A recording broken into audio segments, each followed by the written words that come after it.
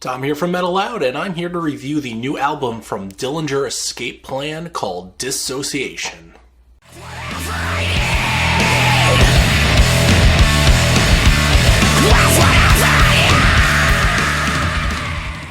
Now, I swear that Dillinger Escape Plan are in some sort of unannounced contest to fit as much as possible into a single measure. There's just so much going on each and every one of these songs that it's hard to even dissect.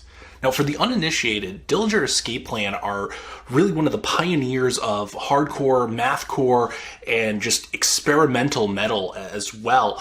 And really, to this day, they're still one of the kings of the genre. They blend just chaos with unidentifiable rhythms, odd moments, and just really just off-the-wall sequences that no other band could really pull off, that just comes off feeling unique and fresh. Now, this is unfortunately the last album that we're getting from Dillinger Escape Plan. They have announced that they're going on a indefinite hiatus after this point, which maybe we'll get something in the future, hoping, crossing fingers. They pretty much have said that this is it, that this is over, and this is all we're going to get for the foreseeable future. Now, if you thought this band was going to go out with a whimper or just go quietly, you really do not know Dillinger Escape Plan. This immediately off the bat with the opening track, Limerick Death, you just get the hit with this just craziness that they're known for, and they just show that they're just willing to shatter all expectations of not only just themselves but of the genre as well. And the ending of that song is just absolutely so manic, it's hard to even keep up with or even imagine how they wrote it and record this song without somebody getting injured or something exploding. I mean, it's just that crazy of a sound on that track, just the whole ending of it. And the manic-ness of the entire album is really something to applaud for them. I mean, songs like Wanting Not So Much to As To, it just has all these, just plenty of these false starts and changing time signatures. It's really hard to keep up with, and it's something that I like because that keeps the song interesting. It's got the choppy guitar riffs that almost sound like they're skipping at times, like the album's broken, and the vocals on there, it's just inhuman, just completely inhuman, and it's hard to imagine how his vocal cords didn't just snap at some point, like in the song Surrogate, which is just, I mean, I have no idea how he actually pulled that off on this album.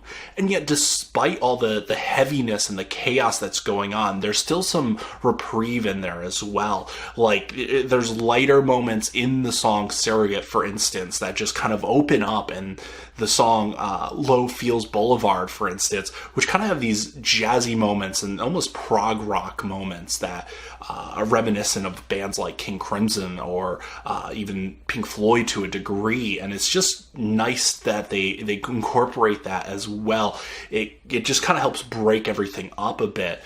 There's a song called Fugue, which is entirely just Ben Wyman doing his electronic thing, but there's still a lot of what makes Dillinger in that one song alone.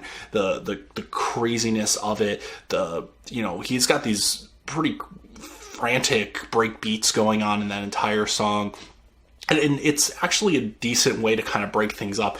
I find it a little weird that it comes probably about a few songs into the album instead of maybe halfway or more towards the end, which kind of I think would have been more fitting as an interlude, seeing as the song has no vocals and isn't again, it's just all electronic work. There's no actual guitars or drums or anything like that. But it's got this nice feel to it that kind of, again, alleviates some of the heaviness of this album and just gives you a time to kind of reset. And again, it's still something that is just off the wall from this band that you wouldn't expect. Now, honestly, Dillinger Escape Plan have added just so much to music in the years that they've been around. I mean, they're really considered legends at this point, and that title is really deserving. I mean, they easily could have just broken up at this point and just left us with a solid discography without doing anything else, but they decided to give us one last album with Dissociation, and it's really easily one of their more interesting albums, and at the same time, it's probably one of the more accessible albums as well, despite the fact that it's probably some of their best work to date that just pushes themselves and again pushes the genre. They've managed to shatter all expectations and have really left us with just a true gift. This band is going to be sorely missed.